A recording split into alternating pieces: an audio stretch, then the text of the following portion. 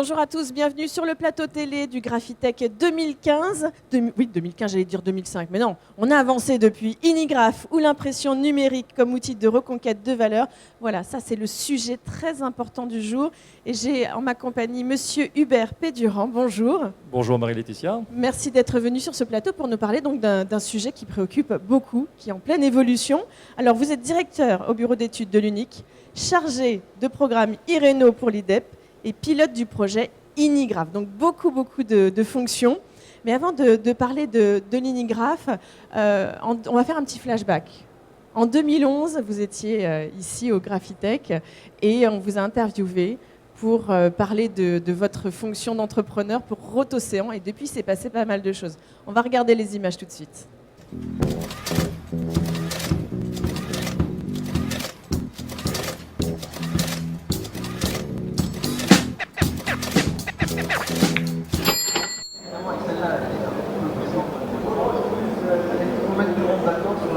Bonjour, je suis toujours sur Graphitech avec Hubert de Rotocéan. Hubert, bonjour. Bonjour Lou. Qu'est-ce que Rotocéan? Rotocéan est une imprimerie d'un genre nouveau.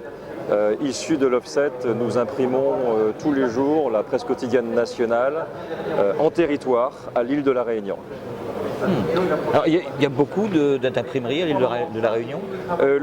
La filière est composée d'une quinzaine d'acteurs, tous majoritairement en offset traditionnel, offset à plat, mais aussi nous avons de la rotative en bande froide ou chaude. Alors, on va parler un peu technique. Volontiers. On parlait du numérique. Comment vous êtes venu au numérique? Le numérique s'est imposé par lui-même parce que le marché était demandeur de plus de réactivité pour la typologie presse quotidienne nationale. Donc jusqu'à juin 2010, les quotidiens nationaux nous étaient acheminés par avion avec un retard de 48 heures. Donc depuis maintenant un an, nous produisons Le Monde, Le Figaro, Les Échos, bref, la quasi-totalité de la presse quotidienne nationale, et elle est produite en temps réel, avec même une petite particularité, puisque le journal Le Monde, qui est un journal daté du soir, il est prêt pour les lecteurs réunionnais à 14h, heure de la Réunion, ce qui fait midi pour les Parisiens. Donc en avance. En avance. Donc, et ça c'est intéressant parce que justement une population peut être en retard justement par rapport à l'information avant. Oui. Maintenant c'est en temps réel et ça ça a amené un plus. Oui, oui. Il y avait une volonté également des éditeurs d'apporter un service, d'améliorer le service existant. Donc la mission est accomplie grâce à l'impression numérique jet d'encre. Alors, vous venez sur Graphitech, votre sentiment, on parle beaucoup de numérique sur Graphitech 2011, votre sentiment, vous avez fait les stands, qu'est-ce que vous avez vu, quel est votre sentiment sur Graphitech 2011? Le sentiment, il est de plus en plus prégnant sur un média papier qui a une vision à 360 degrés du périmètre.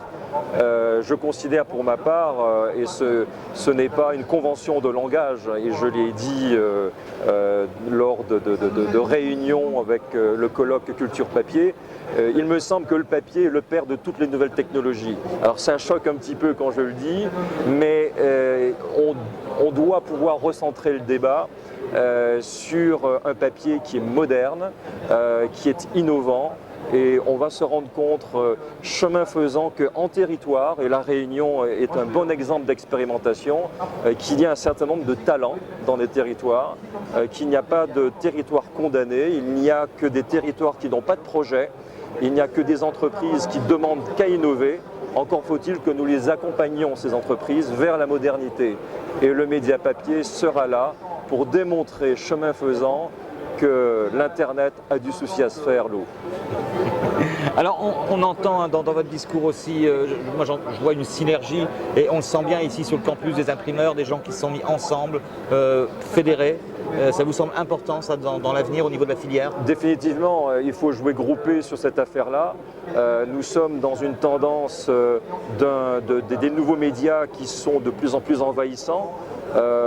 En parallèle, on constate une montée de l'illettrisme. Je pense qu'il est fondamental pour, je dirais même l'humanité, que nous revenions à des bases de lecture et de matérialité de la chose, pour que la transmission de l'information et de la connaissance soit inscrite sur des éléments stables. L'immatériel, c'est bien, mais est-ce que nos enfants lisent l'immatériel? Ils jouent, oui, ils prennent beaucoup de plaisir, mais qu'est-ce que l'on fait de la mémoire? Et le papier, dans sa modernité, représente ce fondamental, représente ce disque dur papier qui est important de préserver pour la branche, je dirais, pour notre humanité, j'en suis convaincu. Eh bien, Hubert, écoutez, merci. Je suis ravi d'avoir eu cet entretien avec vous. C'était vraiment très intéressant. Eh bien, écoutez, bon Graphitech en tout cas. Merci Lou. Et à bientôt. À bientôt Lou. Au revoir. Au revoir.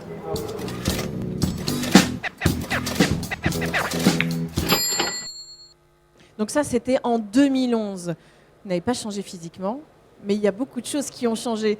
Hors antenne, vous disiez, moi j'ai dit ça, moi, et vous êtes toujours d'accord avec ce que vous avez dit en 2011? Je contresigne. Je considère que le média papier est un média ultra moderne. Il convient juste de l'accompagner dans la mutation qui est la sienne. Voilà, comment relier Gutenberg à Zuckerberg. Oui, alors depuis, eh bien, le ministère vous a confié un beau programme qui s'appelle l'Inigraph. Est-ce que vous pourriez nous décrire ce concept? Oui, l'Union nationale des industries de l'impression et de la communication, d'abord, représente l'entier du secteur des industries graphiques, du labeur, entre autres. Et nous sommes porteurs d'un certain nombre de réflexions, notamment sur l'impression numérique. Il se trouve que l'expérimentation que vous avez rappelée avec l'île de la Réunion a été un incubateur de beaucoup de choses. Mais c'est un peu pour ça qu'on l'a passé, c'était pour rappeler un petit peu cette histoire. La créativité, c'est aussi l'art de relier les choses entre elles, et je vous en félicite. Donc vous avez fait un lien avec le passé. C'est moi qui vous félicite parce que c'est grâce à vous finalement que tout se fait. C'est grâce à la branche, c'est grâce également au ministère du redressement productif qui nous a fait confiance pour que nous ayons une précision d'analyse, une finesse de recherche sur le marché. Est-ce que c'est encore un marché d'offres ou un marché de demande? Donc Inigraph, c'est impression numérique dans les industries graphiques. C'est une action qui est cofinancée par le ministère du redressement productif et par l'UNIC. Cette action est maintenant terminée. Nous sommes dans une phase d'incubation des technologies, et nous avons déjà en territoire des imprimeries qui sont en pleine transmutation du modèle offset vers le modèle d'impression numérique, y compris massifié, mais la massification n'est pas hostile à la personnalisation ou à la valorisation du média et des contenus. Mais précisément, vers qui s'adresse ce programme, cette mutation justement? Alors cette mutation, le client final, c'est lui qui est concerné. Maintenant, quelle est sa demande? Donc l'imprimeur est à l'écoute de cette demande. Inigraph est positionné sur un océan bleu. Quand je dis océan bleu, c'est que on invente, il y a tout à inventer. On est dans un espace non concurrentiel. L'impression numérique appliquée à la presse, appliquée au labeur, est porteur de valeurs ajoutées assez considérables. Donc nous sommes là en tant que bureau d'études et en tant qu'Union nationale pour guider les imprimeurs. Vous les accompagnez dans ce changement. Avec le retour d'expérience qui est le mien, je suis une sorte d'accélérateur de l'incubation et de la transmutation. D'accord. Alors pour quelles raisons finalement les sociétés ne passent-elles pas au numérique? Mais les sociétés passent de plus en plus au numérique. Il y en a encore beaucoup qui sont réfractaires. Il y en a qui sont réfractaires parce qu'elles sont le nez dans le guidon, elles n'ont pas forcément les marchés qui sont adaptés aussi à ça. Il ne faut pas aussi négliger le fait que l'offset aujourd'hui est arrivé au summum de ses capacités.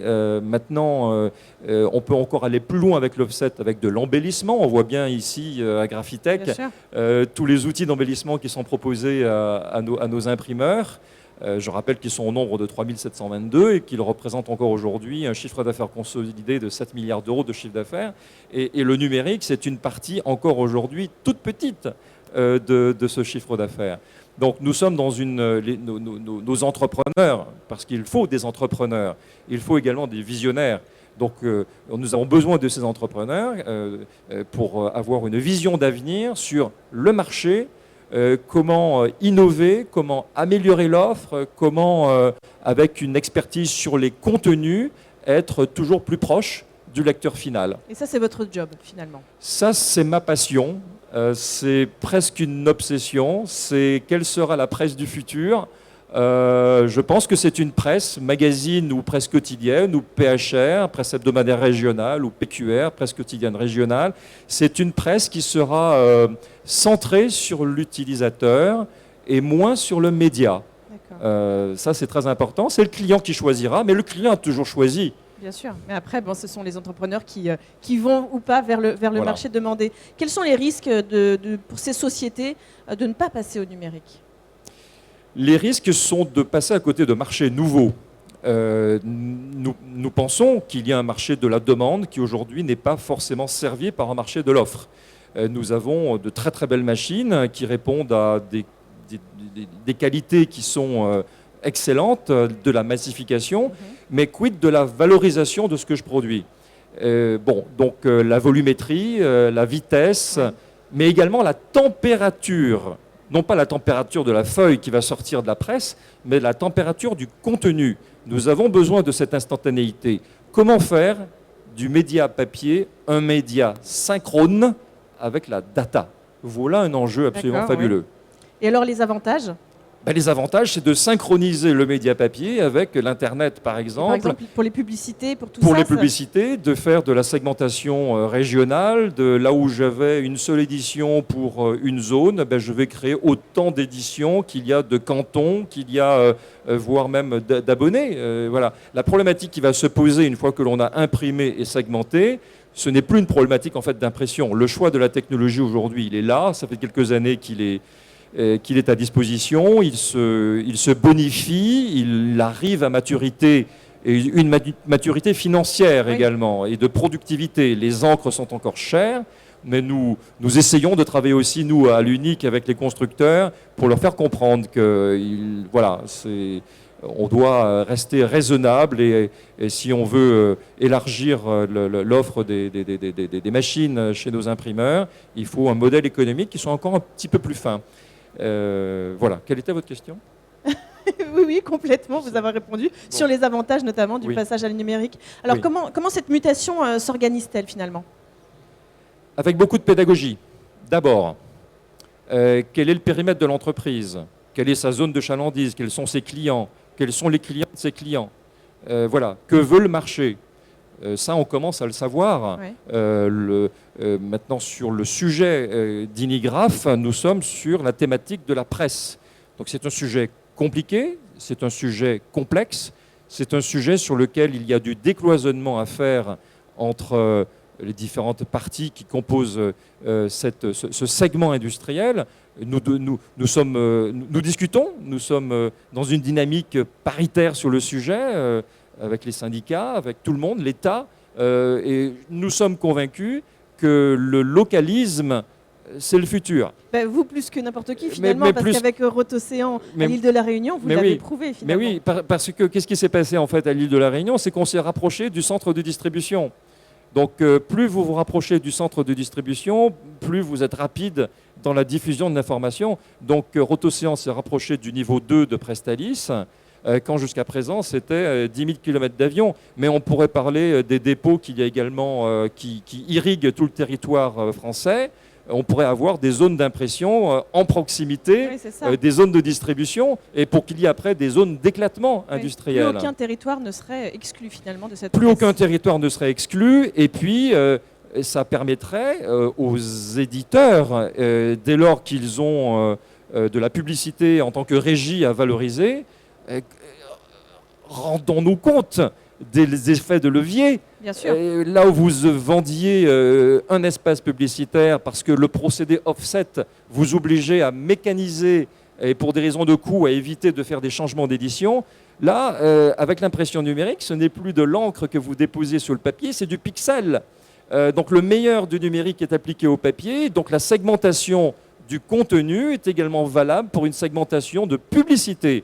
Et nous sommes en train de le mettre en œuvre dans le Nord-Pas-de-Calais, au moment où je vous parle, avec une très belle mutation qui est en route et qui sera annoncée vers le mois de novembre, avec un imprimeur qui est passé du mode offset statique, reproductibilité fantastique avec des préunitaires tout petits, avec un modèle de toujours massification, mais chaque exemplaire que je produis est un exemplaire unique dans lequel nous allons pouvoir vous envoyer ce que nous appelons le JALP, le journal à la personne, où il y aura des rubriques que vous aurez choisies sur Internet et votre voisin n'aura pas les mêmes rubriques. Et lié à cette rubrique, il se pourrait peut-être qu'il y ait de la personnalisation publicitaire. Bon, ça fait rêver tout ce que vous dites. Non, c'est là, novembre. Mais oui, mais non, ça fait rêver quand même pour tous ceux qui nous écoutent. Bah, alors, est-ce bien. que ça coûte cher finalement de faire cette mutation, de passer de l'offset au numérique? Alors, ça a un coût. L'innovation aujourd'hui, elle ne tombe pas du ciel, sauf l'innovation de l'Internet où nos jeunes et nous-mêmes, vous et moi, on ouvre le robinet et le contenu, il sort gratuitement. Oui, bien sûr. Est-ce que nous sommes en train de passer d'un âge de la gratuité alors qu'on vient d'un âge de la propriété? On s'interroge là-dessus. Tout devient tellement facile et gratuit qu'on oublie que derrière, il peut y avoir des industriels et des salariés, et puis bref. Donc la mutation et les technologies ont un prix. L'action collective Unigraph que je pilote aide aussi à identifier les leviers de financement possibles pour accompagner l'innovation, donc des imprimeurs. Très concrètement, le bureau d'études à l'UNIC que je dirige est en capacité de monter des dossiers auprès de, par exemple, du ministère de la Culture et pour promouvoir tel bassin de production et dire que dans ce bassin, il y a un industriel qui veut innover et donc, comment pouvons-nous l'aider? Et donc ça, il y a des dispositifs pour ça, et notamment le plus célèbre des dispositifs, c'est le FSDP, le Fonds structurel au développement de la presse, qui est piloté par la DGMIC du ministère de la Culture et qui est ouvert au monde du labeur, tout comme il est ouvert au monde de la presse depuis des lustres. Voilà. Nous sommes porteurs également de dossiers collectifs, c'est-à-dire que ce que nous développons localement, nous essayons de le faire partager avec des éditeurs, voire avec plusieurs entreprises entre elles, pour qu'il y ait une dynamique territoriale. Donc c'est un véritable suivi, finalement. Quand vous dites que vous les accompagnez vraiment jusqu'au bout. Il y a une pédagogie d'abord, très importante. Qu'est-ce que vous voulez faire? Qui est votre client? Qui est le client de votre client?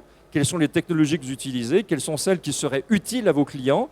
Une fois que l'on a cartographié ça, comment est-ce qu'on peut passer de la pédagogie à l'opérationnel? Et donc, on commence à faire des appels d'offres sur les constructeurs, et puis on les met en compétition entre eux, et puis que le meilleur gagne. Et puis après, en fonction de ce qu'il faut investir, on essaye, nous, l'UNIC, d'accompagner ces dossiers d'investissement et les défendre.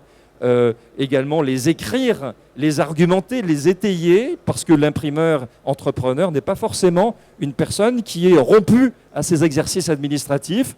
C'est beaucoup de temps pour nous, oui, mais nos adhérents à l'UNIC y ont droit. Mais bon, vous êtes passionné. Alors j'ai un peu. Je suis convaincu. Convaincu. Bah, vous avez dit passionné tout à l'heure. Bon, il y a tous les mots. deux. Et puis fier, j'imagine aussi. Alors, il y a une petite question qui fait peur, non pas, c'est la réponse qui pourrait faire peur, ici au Salon Graphitech. D'après vous, en 2015, le offset est-il devenu obsolète? Mais c'est une plaisanterie.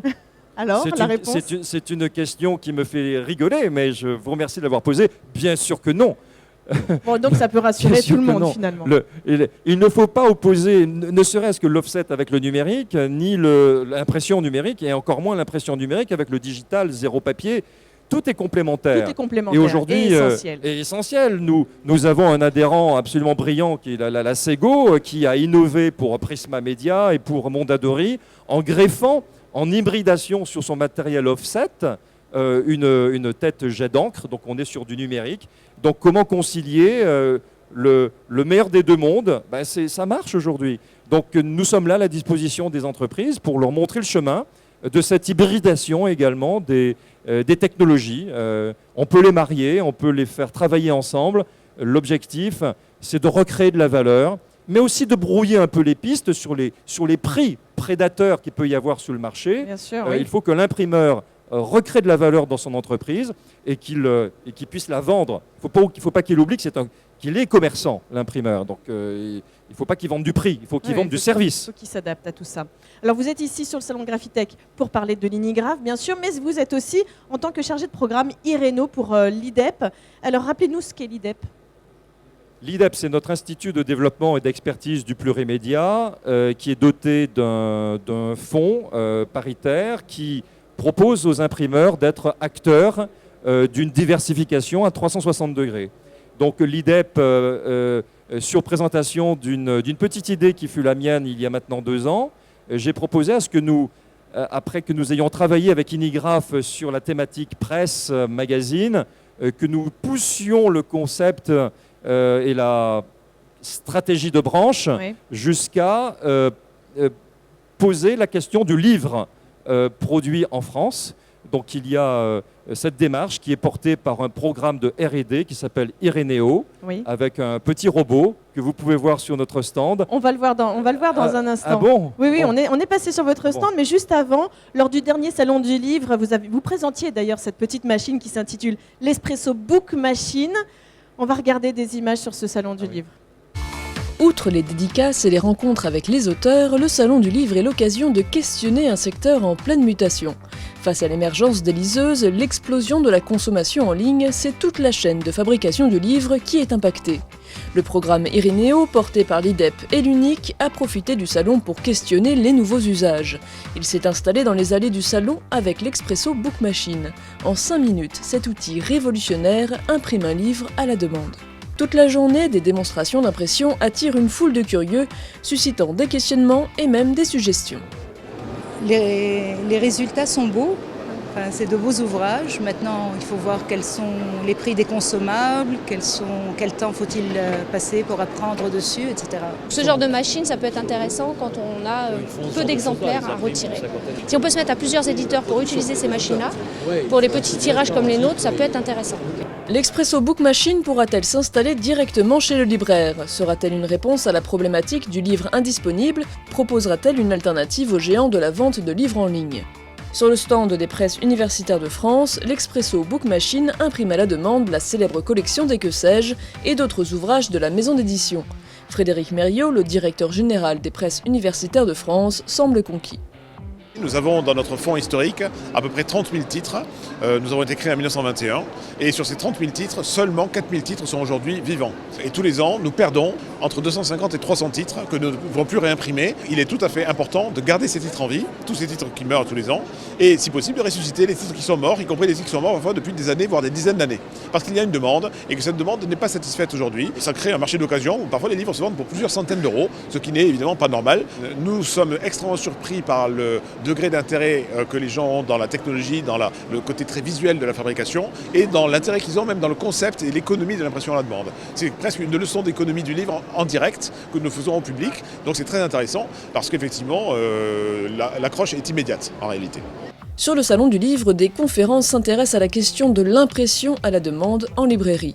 Hubert Pédurand, le responsable du programme Irénéo, y participe. Un moyen de poursuivre son dialogue avec l'interprofession du livre, auteurs, éditeurs, libraires et imprimeurs. Je pense qu'il y a une vraie attente du consommateur et que la profession, l'interprofession a intérêt à travailler sur le sujet pour apporter ces réponses aux consommateurs. Je pense qu'on est en train d'amener cette industrie de l'imprimerie véritablement dans le XXIe siècle, plus proche du consommateur, avec un retour, comme on l'a dit tout à l'heure, peut-être du libraire, imprimeur, éditeur, dans une certaine mesure.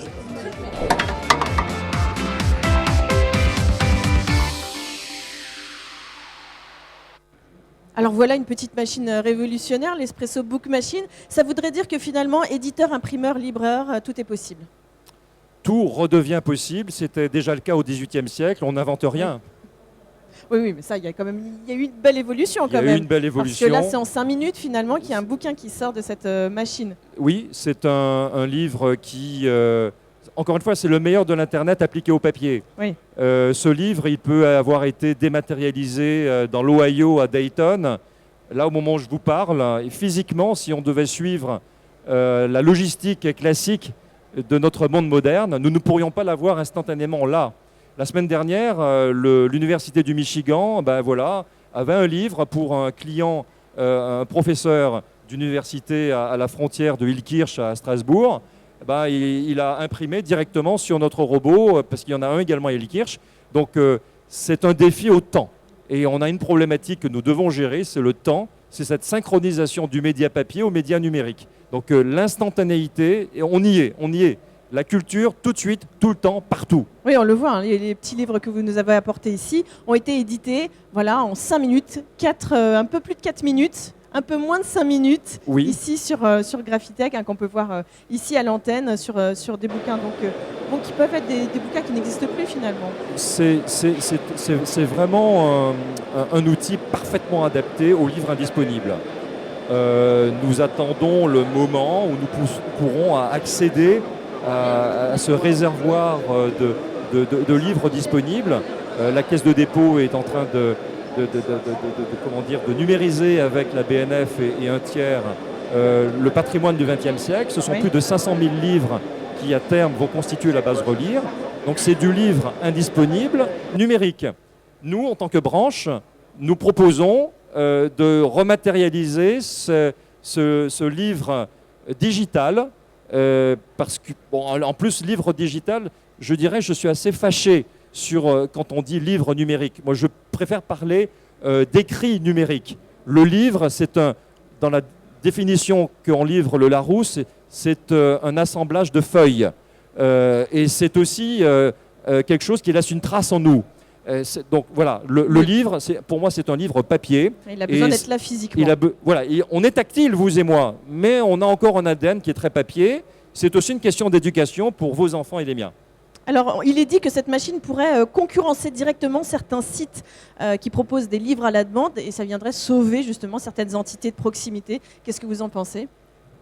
On se met en ordre de bataille sur le sujet. Nous avons une approche collective sur le sujet. Donc, nous ne ferons rien sans un consensus des éditeurs, des libraires, des imprimeurs et des auteurs. Mais également, nous travaillons avec la direction du livre. Nous avons cette chance d'avoir un directeur du livre en France. Nous avons tout pour réussir. Est-ce que on pourrait faire une chose, ne rien faire ? On a décidé d'entreprendre sur le sujet du livre rematérialisé sur le point de vente. Bon, voilà, c'est en route, c'est disruptif, c'est supplétif à ce qui existe aujourd'hui, parce que le monde de l'édition est un monde de l'offre. Nous créons la demande, parce que nous pensons qu'il y a déjà une demande. Donc, nous devons écrire les règles. Les règles n'existent pas. Et nous préférons que nous soyons à l'origine de l'écriture de cette nouvelle grammaire du numérique appliqué au papier, plutôt que ce soit des multinationales qui le font à notre place. Alors pour conclure cette émission, parce qu'on a parlé de l'impression numérique, l'Inigraph, donc c'est l'impression numérique, est-il l'outil de reconquête de valeur ?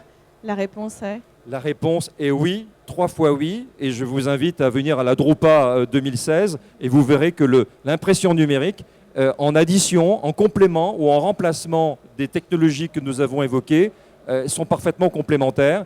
C'est l'entrepreneur commerçant qui doit y trouver son intérêt pour servir ses clients et il doit s'interroger, que veut mon client ? Est-ce qu'il attend que je lui offre quelque chose ou est-ce qu'il a une demande très précise, locale, personnalisée, régionalisée ? La question est sur le localisme, créateur de liens. En tout cas, merci beaucoup Hubert Perdurand d'être venu nous parler et nous avoir apporté toutes ces précisions. Merci, à très bientôt. À bientôt.